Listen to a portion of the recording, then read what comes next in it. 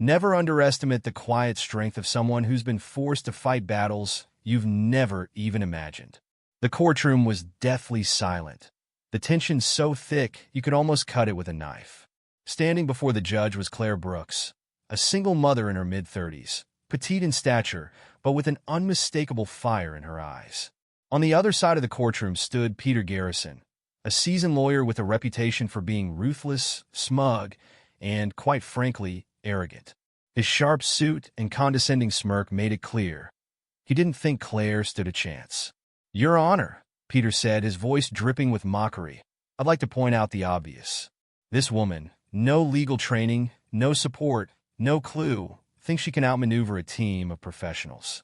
It's not only laughable, it's insulting." Claire didn't flinch. She stood firm, holding her own gaze steady on the judge, though her heart was racing. "I think we all know how this will end," Peter sneered, his words hanging in the air like a noose. "She's wasting everyone's time." The courtroom murmured, spectators shifting uncomfortably in their seats. Some of them pitted Claire, others whispered doubts. A few even smirked along with Peter, nodding at his cruel observations. But then it happened. Claire leaned forward, locked eyes with Peter, and said calmly, "Mr. Garrison, you seem awfully confident for someone who just handed me all the evidence I need to prove my case." The room went still. Peter's face faltered, just slightly, but enough for those paying attention to notice.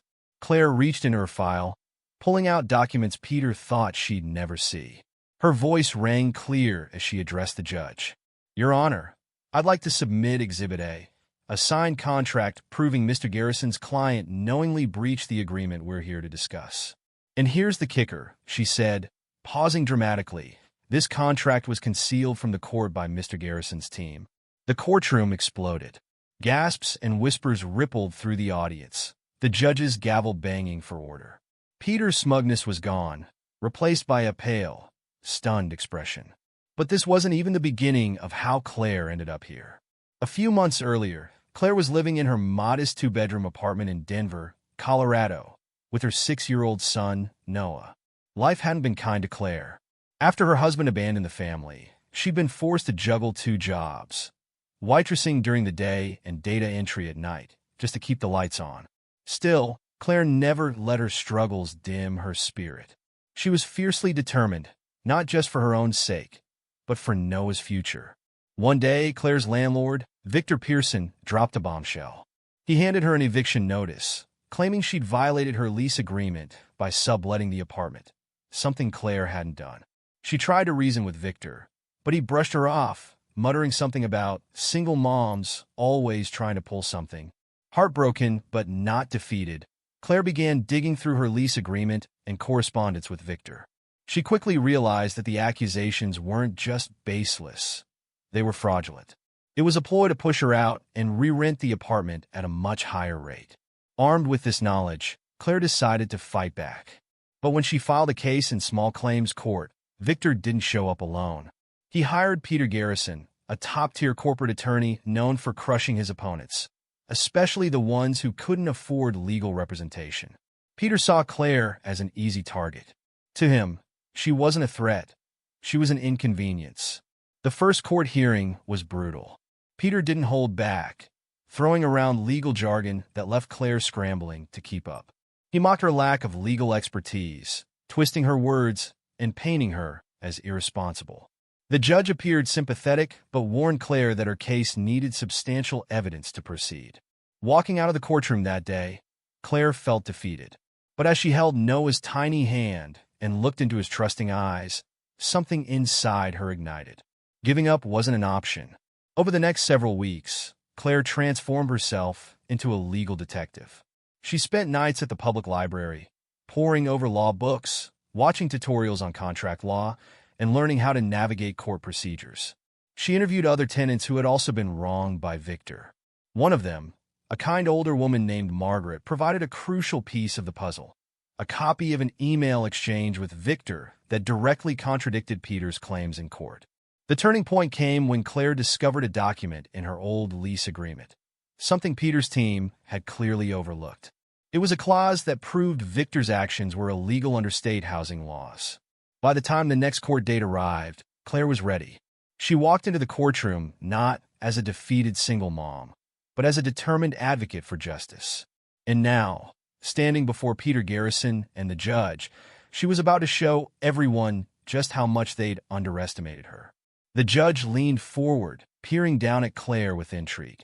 "Ms. Brooks, are you certain about these allegations?" he asked. Claire nodded. "Yes, Your Honor, and I have the evidence to prove it." Peter shot to his feet, his voice rising.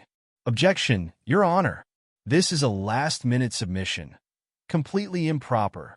But before he could continue, the judge raised a hand. "Mr. Garrison, sit down. I want to hear what Ms. Brooks has to say." Claire's hands trembled slightly as she handed the documents to the court clerk. She had prepared for this moment, but the weight of it still pressed down on her shoulders.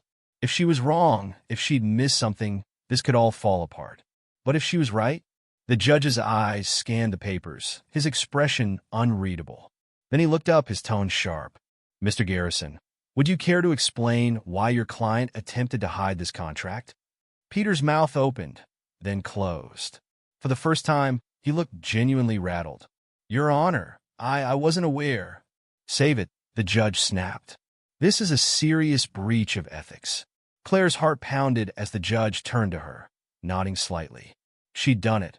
Or at least, she'd cracked the shell of Peter's arrogance. But the battle wasn't over yet. And then, as if on cue, Victor Pearson stormed into the courtroom, his face flushed with anger. "Your Honor, I demand to be heard." Everyone turned to look, shocked at his outburst. Claire's stomach dropped. She had no idea what Victor was about to say, but she knew one thing for certain. Whatever came next, it was going to change everything. Victor Pearson's sudden outburst froze the room. All eyes were on him as he marched toward the front of the courtroom, his expression a mixture of rage and desperation. The judge's gavel pounded sharply, the sound reverberating through the stunned silence. "Mr. Pearson," the judge said sternly, "you will approach the bench with decorum, or you'll be removed from this courtroom. Do I make myself clear?" Victor paused, his shoulders heaving with heavy breaths. "Yes, Your Honor," he muttered through gritted teeth, though his fiery gaze landed squarely on Claire. Peter Garrison seized the opportunity to recover some ground. He stood swiftly, his voice slick with faux concern. "Your Honor, I must apologize for my client's enthusiasm, but it's clear he feels strongly about the baseless accusations being thrown his way. If I may, I'd like to call for a brief recess too." The judge cut him off with a wave of his hand. "Absolutely not. This court will proceed. Mr. Pearson, you may speak, but keep your comments relevant and respectful." Victor straightened his tie, attempting to look composed, but his voice betrayed him, rising with barely restrained anger. "Your Honor, this woman," he gestured wildly toward Claire, "has no idea what she's talking about. She's twisting facts to paint me as some kind of villain." Claire kept her face neutral, but inside, her blood boiled. She wanted to shout back, to tell everyone in that room just how many lies Victor had told and how many families he'd displaced without a second thought. But she knew better. She stayed quiet, her hands gripping the edge of her table to keep herself grounded. The judge raised an eyebrow. "You're accusing Ms. Brooks of fabricating evidence, Mr. Pearson? That's a serious claim." Victor hesitated, then sputtered, "Well, yes. She's just a desperate woman looking for someone to blame for her problems." The courtroom erupted again, murmurs of shock and indignation rippling through the audience. The judge banged his gavel. "Order! I will have order in this court." Once the room settled, the judge turned his sharp gaze to Claire. "Ms. Brooks, you've presented evidence that suggests Mr. Pearson knowingly breached the lease agreement and concealed relevant documents. Do you have anything further to add?" Claire took a deep breath and rose to her feet. She could feel Noah's hopeful eyes on her from the gallery, and that gave her strength. "Yes, Your Honor," she said confidently. "I'd like to call a witness to testify about Mr. Pearson's practices." Peter stood again, his tone impatient. "Objection, Your Honor. This witness was not disclosed prior to today's proceedings." The judge looked at Claire expectantly. "Ms. Brooks?" Claire nodded. "Your Honor, this witness only came forward after hearing about the case through the local news." Their testimony is critical to establishing a pattern of behavior by Mr. Pearson. The judge mulled it over for a moment, then gestured for her to proceed. I'll allow it, but this had better be relevant. Claire turned toward the gallery. I'd like to call Margaret Thompson to the stand. A frail but determined elderly woman rose from her seat, her gray hair pinned neatly back. She walked with a cane, but her posture was dignified. Margaret had been one of the first tenants to share her story with Claire, and she had been hesitant to testify. But after witnessing Victor's brazen attitude in court, she had decided enough was enough. Margaret was sworn in and seated at the witness stand. Claire approached, her voice calm but firm. Ms. Thompson, can you please tell the court how you know Mr. Pearson? Margaret adjusted her glasses, her voice steady despite her nerves. I was one of Mr. Pearson's tenants for nearly 15 years. He owns the building where I lived. Claire nodded. And did you have any issues during that time? Margaret hesitated, glancing briefly at Victor before continuing. Yes. About 2 years ago, he tried to evict me without cause. He claimed I was in violation of my lease because I had a pet, but my lease clearly allowed for pets. Victor leaned forward, his face a mask of fury. Your Honor, this is irrelevant. Sit down, Mr. Pearson, the judge snapped. You'll have your turn. Margaret continued, her voice growing stronger. When I pointed out the clause in my lease, Mr. Pearson ignored it. He filed an eviction notice anyway. I didn't have the resources to fight him in court, so I had to move out. Claire turned to the judge. Your Honor, this is just one example of Mr. Pearson's pattern of exploiting tenants who lack the means to defend themselves. He's used similar tactics against me, and I believe there are others who've experienced the same. Peter jumped to his feet again, his voice louder this time. Objection. This is nothing more than character assassination. But the judge looked unimpressed. Overruled. Ms. Brooks, continue. Claire felt a surge of hope. Thank you, Your Honor. Ms. Thompson, do you have any documentation to support your claims? Margaret nodded, pulling a worn envelope from her purse. I kept copies of everything. Emails, letters, everything. The clerk took the envelope and handed it to the judge, who began reviewing the documents. The room was silent except for the rustle of papers. Finally, the judge looked up, his expression unreadable. This court finds the testimony of Ms. Thompson to be credible, he said, and the documents she provided raise serious concerns about Mr. Pearson's business practices.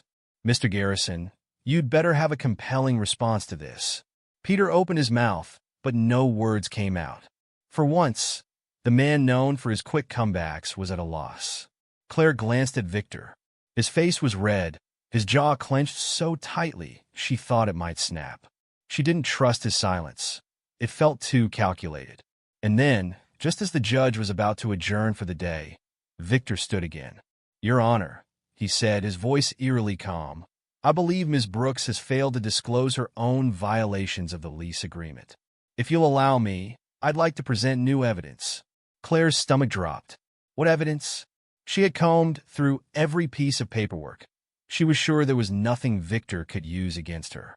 But the smug look on his face sent a chill down her spine. The judge sighed heavily. Fine, Mr. Pearson. But I warn you, this better be relevant. Victor handed a stack of papers to the clerk, who brought them to the judge. As the judge began reading, his eyebrows furrowed. Ms. Brooks, the judge said slowly, can you explain this? Claire's heart pounded as she stared at the documents in the judge's hand. Whatever Victor had submitted, it was about to shake everything she'd worked for. Claire's heart felt like it had stopped. She stared at the stack of papers in the judge's hands, her mind racing through every possibility. She had been so careful. What could Victor have possibly found? Ms. Brooks, the judge said again, his tone sharper this time, these documents allege that you violated your lease agreement by engaging in commercial activity on the property. Do you have anything to say about this? Commercial activity? Claire's brow furrowed in confusion. Your Honor, I don't understand. I've never used the apartment for anything other than living with my son. Victor's smug voice cut through the silence like a knife. Perhaps you've forgotten, Ms. Brooks, about the tutoring sessions you held in your apartment? Several of your neighbors can attest to it. Claire blinked, stunned. The tutoring sessions. She had offered math help to a few neighborhood kids over the summer. charging a small fee to cover supplies and snacks. It was never about profit. It was about helping parents like her who couldn't afford expensive tutors. Her stomach churned as she realized how Victor had twisted this. "Your Honor," Victor continued, "this is a clear breach of her lease. The agreement explicitly prohibits any form of business activity on the premises. Ms. Brooks not only violated this term, but also failed to disclose her actions when confronted." "That's not true," Claire blurted before she could stop herself. All eyes turned to her. She took a deep breath, forcing herself to remain calm. "Your Honor, I did tutor a few children over the summer, but it wasn't a business. It was a community effort." Victor interrupted, his voice dripping with condescension. "Oh, so now charity involves collecting money? How convenient." "Mr. Pearson, you'll refrain from interrupting," the judge snapped, glaring at him. Then he turned back to Claire. "Ms. Brooks, did you charge money for these sessions?" Claire hesitated. "Yes, but it was only to cover." "Thank you," Victor said, cutting her off again. "I believe that's all we need to hear." Claire's fists clenched at her sides, but she forced herself to stay composed. "Your Honor, if I may explain." But the judge raised a hand. "That will be enough for now. I'll review these documents in detail before making any decisions. In the meantime, I'd like to remind both parties that this court is not the place for emotional outbursts or interruptions." Peter, who had been unusually silent since Victor's bombshell, leaned toward his client and whispered something. Victor nodded, his smirk returning. Claire sat down, her mind spinning. She couldn't believe this was happening. Victor's attack had come out of nowhere, and she hadn't been prepared for it. She glanced at Noah, who was sitting with Margaret in the gallery. His wide eyes met hers, and she gave him a small, reassuring smile, even though she felt anything but confident. The judge called for a brief recess, and Claire used the time to gather her thoughts. She flipped through her notes, trying to anticipate what Victor's next move might be. Margaret placed a hand on her shoulder. "Don't let him get to you," the older woman said softly. "He's just trying to rattle you." Claire nodded, though she wasn't sure she believed it. "Thanks, Margaret. I don't know how he got those statements from my neighbors." None of them seemed upset about the tutoring. Margaret's eyes narrowed. "Because he probably threatened them. That man doesn't play fair." When court reconvened, the judge addressed both sides. "This case has taken a turn that requires careful consideration. I'll need time to review all the evidence presented today. In the meantime, we'll schedule another hearing to address these new allegations." Peter stood, his usual confidence restored. "Thank you, Your Honor. My client looks forward to clearing his name." Claire remained seated, her gaze fixed on the papers Victor had submitted. Something about them didn't sit right with her. She just needed more time to figure out what. That evening, back at her apartment, Claire felt the weight of the day pressing down on her. She tucked Noah into bed, his sweet voice cutting through her cloud of worry. "Mom," he said, looking up at her, "are we going to be okay?" Claire forced a smile, stroking his hair. "Of course we are, buddy. Don't you worry about a thing." But as soon as she closed his door, her facade crumbled. She sat at the kitchen table, staring at the mound of paperwork in front of her. She needed help, but she couldn't afford a lawyer. She couldn't even afford to lose one day of work without falling behind on bills. A knock at the door startled her. When she opened it, Margaret was standing there with a thick folder in her hands. "I thought you might need this," Margaret said, stepping inside. "It's everything I've been able to collect about Victor's history with other tenants. It might not seem like much, but there's a pattern." Claire took the folder gratefully. "Margaret, you've already done so much. I don't even know how to thank you." Margaret gave her a small smile. "Just don't give up. That's thanks enough." Claire spent the next several hours combing through the documents. At first, it was overwhelming. Emails, legal filings, complaints from other tenants. But as she pieced it together, a picture began to form. Victor Pearson wasn't just unethical. He was breaking the law repeatedly. Her pulse quickened as she stumbled upon a key piece of evidence. A recorded statement from a former tenant who claimed Victor had forged documents to justify an eviction. Claire's hands trembled as she realized the implications. If she could prove that Victor had done this before, it would cast doubt on his entire case against her. But just as a glimmer of hope began to form, her phone buzzed. It was an anonymous text message that read, Asterisk, stop digging, Claire. You won't like what you find. Asterisk. Her heart sank. Someone was watching her. Claire stared at her phone, the anonymous message blaring on the screen like a warning siren. Her chest tightened as her mind raced. Who had sent it? Victor? Peter? Someone else entirely? She couldn't be sure, but one thing was certain. They wanted to scare her into stopping. For a moment, the thought crossed her mind to let it go, to walk away from the fight and shield herself and Noah from whatever storm was brewing. But then she looked down the hallway, where Noah was peacefully sleeping, and her resolve hardened. They might have power, money, and influence, but she had something they didn't, a reason to fight. Still, Claire couldn't shake the feeling of unease. The text was a clear sign that whoever was behind this wasn't above intimidation. She decided to take extra precautions. She forwarded the message to her phone carrier to trace its origin and then blocked the number. It wasn't much, but it was a start. The next morning, Claire decided to visit one of the names Margaret had provided in her folder, a man named Carlos Alvarez, who had been evicted by Victor under suspicious circumstances 2 years earlier. Carlos worked at a nearby auto repair shop, and when Claire arrived, she found him under the hood of a car, his hands covered in grease. Carlos Alvarez? She asked hesitantly. He straightened, wiping his hands on a rag. Yeah, that's me. Who's asking? My name's Claire Brooks.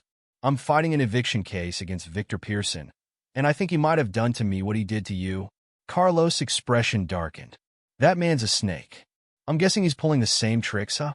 Claire nodded. I believe so. Margaret Thompson mentioned that you had proof he falsified documents during your eviction.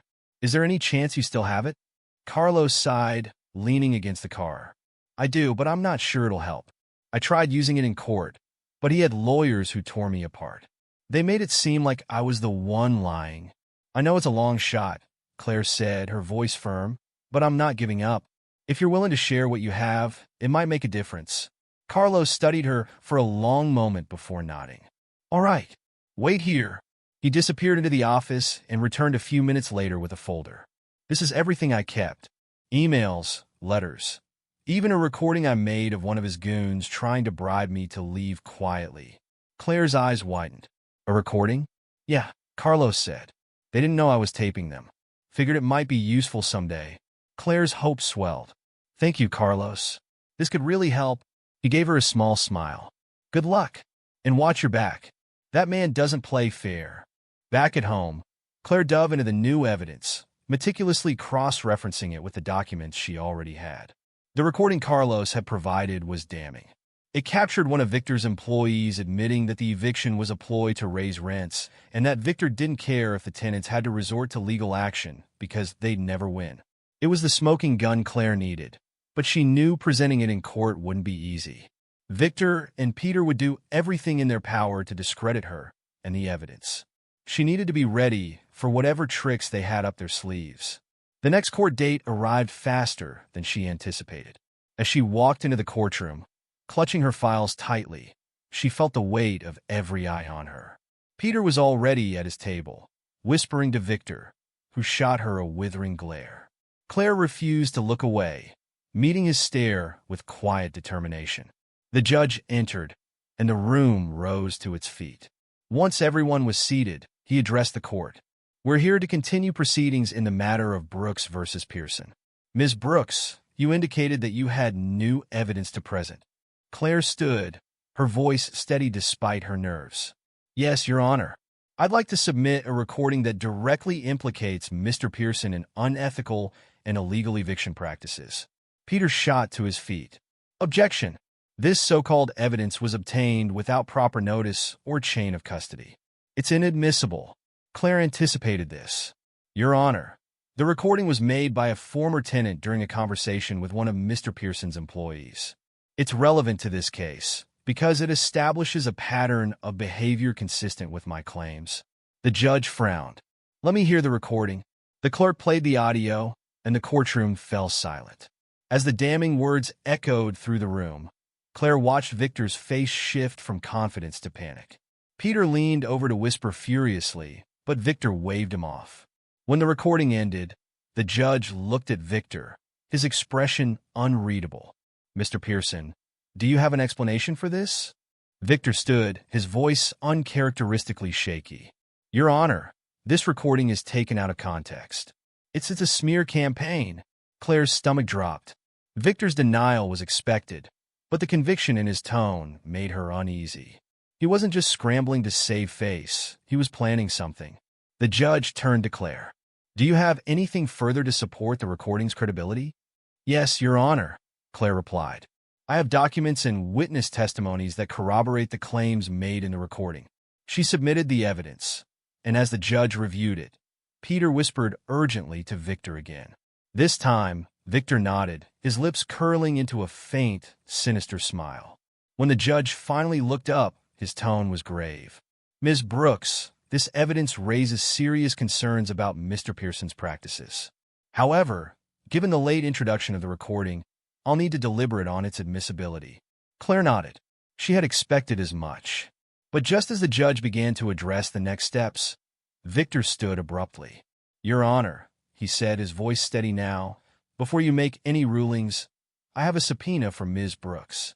This court should know she's been involved in questionable activities herself." Claire froze.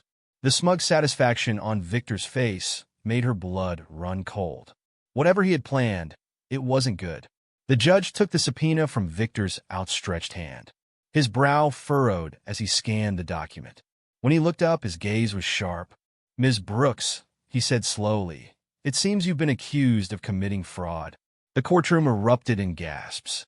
Claire's world tilted as Victor's smirk widened. Whatever he'd done, he'd just turned the entire case on its head. The gasps in the courtroom were deafening, but Claire's world was eerily silent. Fraud? She gripped the edge of her table to steady herself, her mind racing. This couldn't be happening. "Order," the judge bellowed, slamming his gavel down until the room fell quiet. He turned his piercing gaze on Victor. "Mr. Pearson, this is a serious accusation. Do you have evidence to back it up?" Victor's expression was a mask of confidence as he gestured to Peter, who handed over a thick stack of documents. "Your Honor, these papers show that Ms. Brooks falsified income documents to secure her lease. She portrayed herself as earning more than she actually does." Claire's mouth went dry. The accusation wasn't just shocking, it was fabricated. She had been transparent with her landlord about her income, even providing pay stubs when she moved in. This was nothing more than another of Victor's dirty tricks. The judge skimmed through the documents, his brow furrowing deeper with each page. He glanced at Claire. "Ms. Brooks, do you have a response to these allegations?" Claire stood slowly, every eye in the courtroom burning into her. "Your Honor, this is a blatant lie. When I applied for my lease, I provided all required documentation, including my actual income. I have copies of everything I submitted." "Your Honor," Peter interjected smoothly, "if that's true, then perhaps Ms. Brooks can explain why these documents tell a different story." Claire's fists clenched at her sides. She knew exactly why. Because Victor had forged them, just as he had likely done with countless other tenants. But proving that would be another uphill battle. "Your Honor," she said, forcing her voice to remain steady, "I'd like the court to subpoena the original documents from Mr. Pearson's records. The truth will be in those files." Victor's face darkened, but Peter quickly recovered. "Your Honor, we're happy to comply, though it's worth noting that retrieving those records may take time. In the meantime, these documents speak for themselves." The judge held up a hand. "Enough.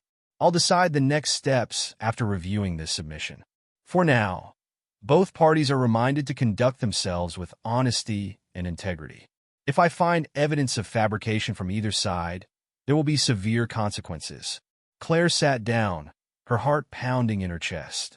Victor had just escalated the stakes of this case, and she knew why.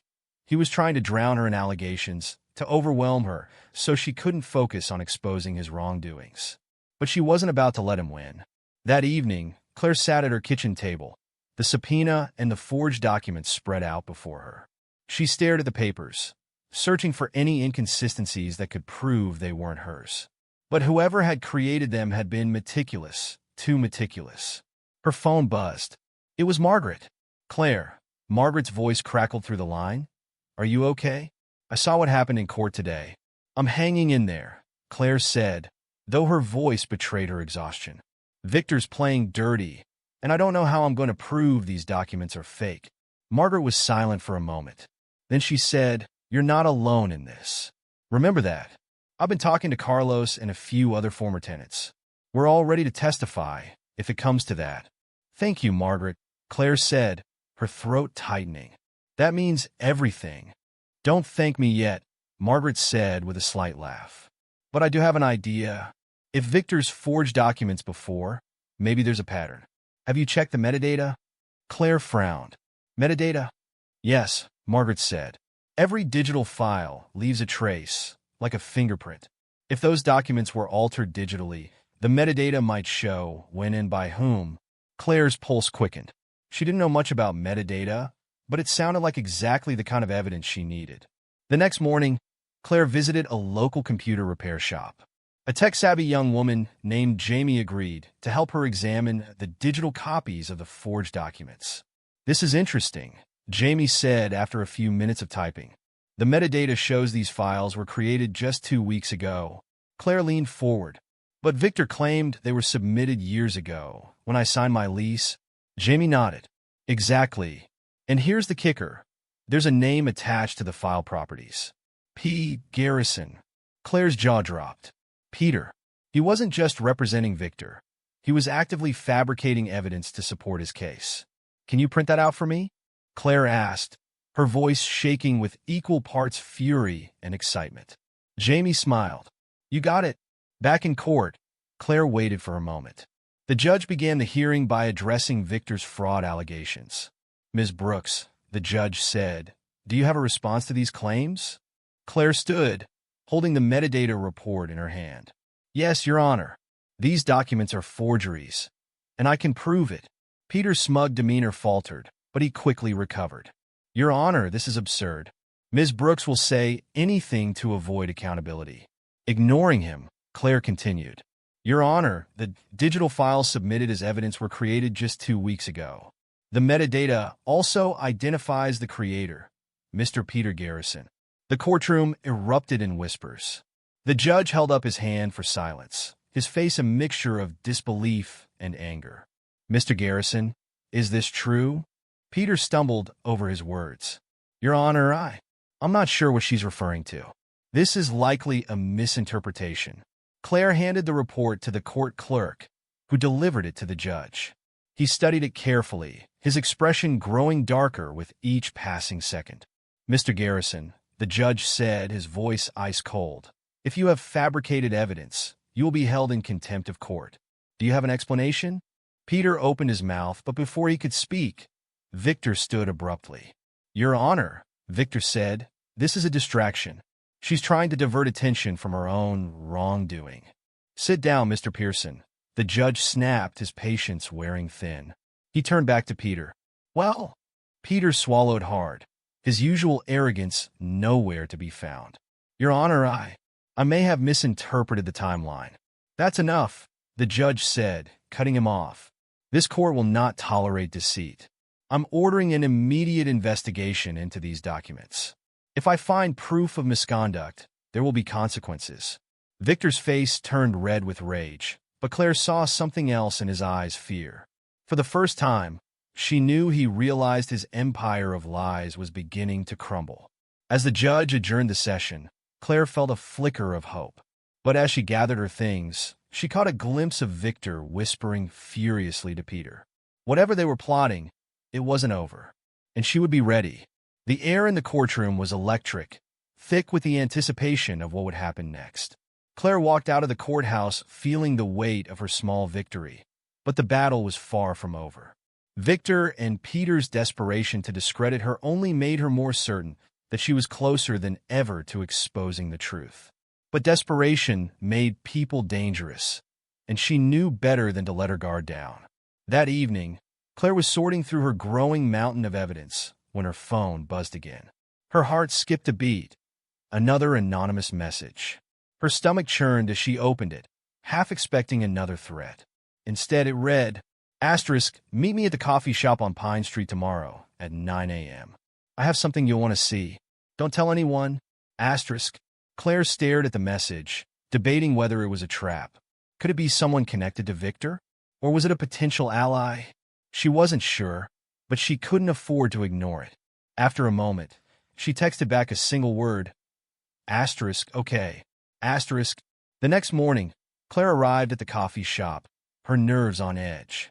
She scanned the room, her heart pounding in her chest, until her eyes landed on a young woman sitting in the corner. She wore a hoodie pulled low over her face, but her expression was unmistakably anxious. "Claire Brooks?" the woman asked as Claire approached. "Yes," Claire replied cautiously. "And you are?" The woman hesitated, glancing around the room. "You can call me Sarah.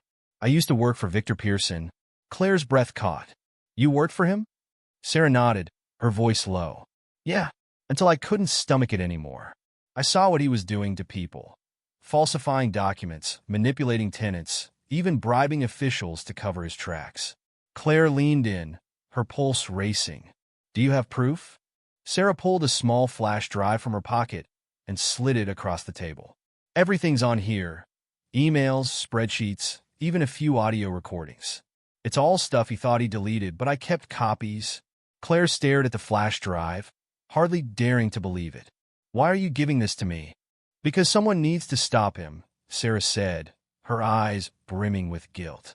"I didn't say anything for too long. I can't fix what I've done, but maybe this will help."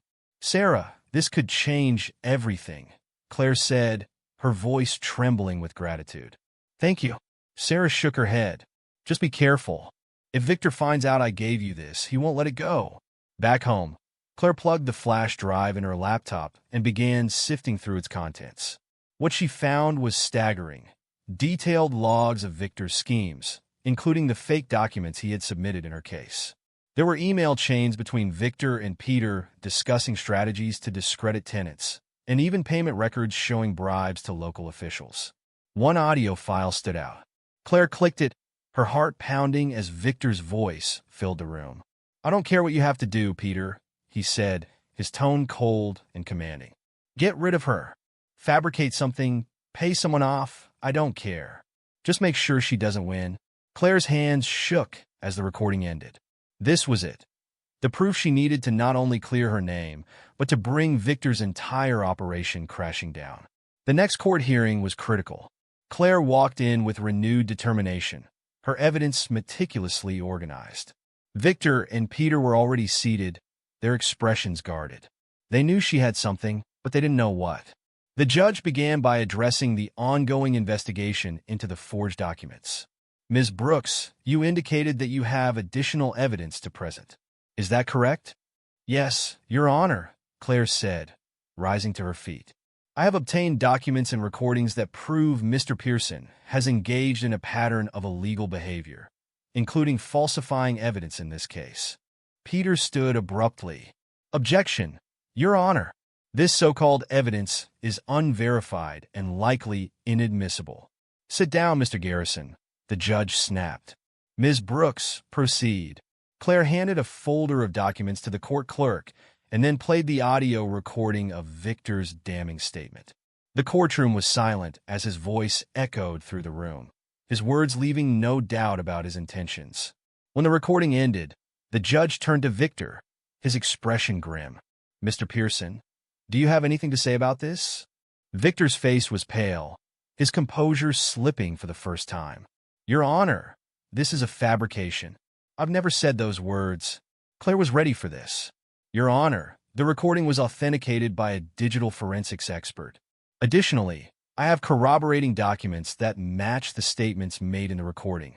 The judge reviewed the evidence carefully, his expression darkening. Finally, he looked up. "Mr. Pearson, I'm ordering an independent investigation into your business practices. And, Mr. Garrison, you'd better prepare for a separate hearing regarding your involvement." Peter's face drained of color, and Victor looked like he was about to explode. But Claire wasn't finished. "Your Honor," she said, her voice steady, "I'd also like to request a formal review of Mr. Pearson's financial records. I believe it will show a clear pattern of fraud and misconduct." The judge nodded. "Request granted. This court will reconvene after the investigation is complete. Until then, both parties are instructed to refrain from any further actions related to this case." As the judge banged his gavel, Claire felt a surge of relief. But as she packed up her things, she noticed Victor whispering furiously to Peter. Their expressions were tense, their whispers heated. Whatever they were planning, it wasn't over. And neither was Claire. The tension outside the courtroom was palpable. Claire watched as Victor stormed out, his face dark with fury. Peter trailed behind him, his usual arrogance replaced with a nervous, pale expression. Claire clutched her bag tightly, her heart racing. She knew she had rattled them, but that only made them more dangerous. As Claire drove home, her phone buzzed. It was a call from Sarah. "Claire," Sarah said, her voice trembling, "I just overheard something. Victor's planning to retaliate. He's desperate, and he's going to try something drastic." "What do you mean?" Claire asked, gripping the steering wheel tightly. "I don't know the details, but he mentioned pulling strings with a judge he knows," Sarah said. "And he said something about going after you personally." Claire's stomach churned. "Thank you for letting me know, Sarah. I'll be careful." But how could she truly prepare for someone as ruthless as Victor? The next morning, Claire woke to an ominous sight. A large, unmarked envelope had been slipped under her door. She picked it up cautiously, her pulse quickening. Inside was a stack of photographs of her, Noah, and even Margaret. The message was clear. They were being watched. Claire's chest tightened, but she forced herself to think clearly. She couldn't let fear control her. She called the police to report the incident, though she doubted it would deter Victor. He had connections everywhere, and he clearly wasn't afraid to use them. Margaret came over later that day, her eyes widening as she saw the photos. "This man has no shame," Margaret said, her voice shaking with anger. "You need to be careful, Claire." "I know," Claire replied, her resolve hardening. "But I'm not backing down. Not now." Margaret placed a hand on Claire's shoulder. "Good, because neither am I." A week later, Claire received an email from an unexpected source, a whistleblower working in the city clerk's office. The email contained explosive information. Victor had bribed officials to falsify eviction notices and cover up illegal renovations that endangered tenants. Attached were receipts, emails, and even surveillance footage of the bribes being exchanged. Claire's breath caught. This was a goldmine. Evidence that could not only exonerate her, but also dismantle Victor's entire operation. But with this new evidence came a chilling realization. Victor would do anything to keep this information from coming to light. She needed to act quickly. At the next court hearing, Claire came prepared. She walked into the room with the whistleblower's evidence in her hands, her determination unwavering. Victor and Peter were already seated, their expressions unreadable, but she could feel their tension. "Ms. Brooks," the judge began, "you indicated you had additional evidence to present?" "Yes, Your Honor," Claire replied, standing confidently. "I've obtained records from a whistleblower that directly implicate Mr. Pearson in bribery and other illegal activities. These records include emails, financial transactions, and surveillance footage." Victor shot to his feet. "Objection. Your Honor, this evidence is inadmissible. It was obtained unlawfully." The judge raised a hand. "I'll be the judge of that, Mr. Pearson. Sit down." Claire handed the evidence to the court clerk, who distributed it to the judge. As he reviewed the documents, his expression grew darker with each passing moment. The courtroom was silent, the air thick with anticipation. "Mr. Pearson," the judge said finally, his tone cold, "these documents paint a damning picture of your business practices. If they are verified, you could be facing serious criminal charges." Peter leapt to his feet, his voice frantic. "Your Honor, this is all a misunderstanding. My client has always operated within the bounds of the law." "Enough," the judge interrupted. "I'm ordering a full investigation into Mr. Pearson's business dealings, and I'm issuing a subpoena for all financial records related to these allegations." Victor's face turned an alarming shade of red. "Your Honor, this is a witch hunt." "This is justice, Mr. Pearson," the judge replied sharply. "And let me remind you that further attempts to obstruct this investigation will not be tolerated." Claire felt a flicker of hope. But just as the judge began to adjourn the session, Victor stood abruptly. "Your Honor, I have one final motion," he said, his voice eerily calm. I'm filing a countersuit against Ms. Brooks for defamation and emotional distress. The courtroom erupted in gasps. Claire froze, her mind reeling. A countersuit? It was a calculated move designed to bury her in legal fees and tie her up in litigation. The judge's gavel slammed down. Order! Mr. Pearson, you're entitled to file a countersuit, but I warn you, if I find this is a frivolous claim meant to intimidate the plaintiff, you will face severe consequences. Victor smirked. Understood, Your Honor. As the session adjourned, Claire gathered her things, her hands trembling. Victor's countersuit was a transparent attempt to silence her, but it was also a reminder of his power. She couldn't let him win, but she couldn't shake the feeling that the battle was far from over. That night, as Claire tucked Noah into bed, he looked up at her with wide, trusting eyes. Are we going to be okay, Mom? He asked softly. Claire kissed his forehead, her voice steady. Yes, baby, we're going to be okay. But as she sat alone in the quiet of her apartment, staring at the stack of evidence on the table, she knew the road ahead would be harder than ever. Victor wasn't just fighting to win, he was fighting to destroy her. And she was determined to make sure he didn't. The courtroom was packed, the air charged with anticipation. This wasn't just a continuation of Claire's case against Victor Pearson. It was the culmination of everything: the lies, the intimidation, and the relentless pursuit of justice. The media had caught wind of the story, and reporters lined the back of the courtroom, pens poised, cameras ready. Claire sat at her table, her hands resting on a folder filled with the evidence she'd meticulously gathered over the past few months. Beside her sat Margaret, who had insisted on attending despite her frail health. On the opposite side of the room, Victor looked tense for the first time, his smirk absent.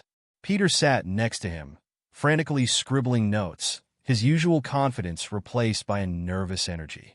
Court is now in session, the judge announced, his gavel slamming down. He looked weary, as if this case had taken a toll on him too. We're here to hear final arguments in the matter of Brooks versus Pearson. Ms. Brooks, you may proceed.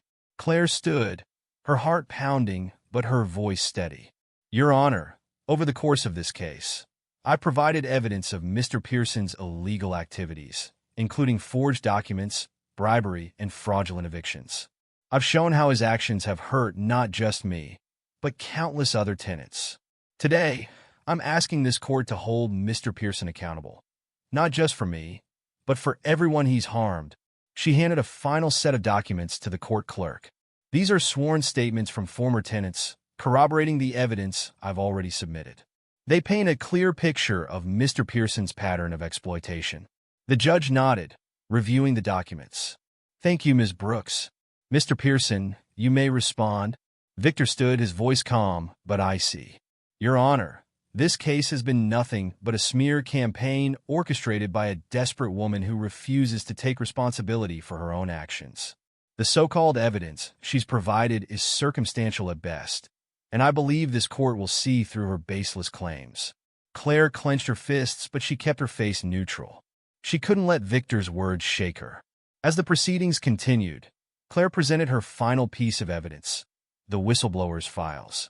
She explained the patterns of fraud and deceit, tying them back to Victor and his network of bribed officials. The judge listened intently, asking pointed questions that only made Victor squirm. But the real turning point came when the whistleblower, Sarah, took the stand. She testified about her time working for Victor, detailing how he had ordered her to alter documents and intimidate tenants. Her testimony was clear, concise, and devastating. Ms. Brooks was one of many people targeted by Mr. Pearson, Sarah said, her voice steady. He saw single mothers, the elderly, and low-income tenants as easy targets because he thought they wouldn't fight back. Victor's attorney objected repeatedly, but the judge overruled him every time. By the time Sarah stepped down, Victor's defense was in tatters. When it was Victor's turn to testify, he attempted to salvage his case, denying all allegations and painting himself as a victim of a conspiracy. But the judge's patience was wearing thin, and his sharp questioning exposed the cracks in Victor's story. Peter tried to intervene, but his objections were half-hearted, as if even he had lost faith in their defense. Claire watched as Victor unraveled on the stand, his confident facade crumbling under the weight of his own lies. It was a stark contrast to the smug, arrogant man who had mocked her at the start of the case. After hours of testimony and deliberation, the judge finally delivered his verdict. The room was silent, every breath held in anticipation. "This court finds in favor of Ms. Brooks," the judge declared, his voice firm. "The evidence presented clearly establishes a pattern of fraudulent and unethical behavior by Mr. Pearson. Furthermore, I'm ordering a full investigation into his business practices, as well as sanctions against his attorney, Mr. Garrison, for his role in fabricating evidence." The room erupted in whispers and gasps. Claire felt tears prick her eyes as the weight of the judge's words sank in. She had done it. Against all odds, she had won. But the judge wasn't finished. "Additionally, Mr. Pearson, this court will refer your case to the district attorney for potential criminal charges. Your actions have not only harmed individuals like Ms. Brooks, but have also undermined the integrity of our legal system. This behavior will not be tolerated." Victor's face was a mask of fury and disbelief. Peter slumped in his chair, defeated. As the courtroom emptied, Margaret hugged Claire tightly. "You did it," she whispered, tears streaming down her face. "You stood up to him, and you won." Claire smiled, her own tears falling freely. "We did it, Margaret. All of us." Outside the courthouse, reporters swarmed, shouting questions and snapping photos. Claire held her head high as she answered their questions, her voice calm and clear. She wanted her story to be heard, not for fame, but to inspire others to fight back against injustice. That night, as Claire tucked Noah into bed, he looked up at her with a smile. "You're a superhero, Mom," he said, his voice full of awe. Claire laughed softly, brushing his hair back. "No, buddy. I'm just a mom who loves you more than anything." As she closed his door and sat down at her kitchen table, she let out a deep breath. The fight was over, but the journey had changed her forever. She wasn't just a single mom anymore. She was an advocate, a voice for those who had been silenced. And she knew that if life ever tried to knock her down again, she'd be ready. Never underestimate the power of persistence and the strength of standing up for what's right. Claire's journey shows us that no matter how big the odds, justice is worth the fight. If this story moved you, don't keep it to yourself. Share it. Hit that like button, subscribe for more stories that inspire, and leave a comment below. What would you do if you were in Claire's shoes? Let's start a conversation and show the world that courage always wins.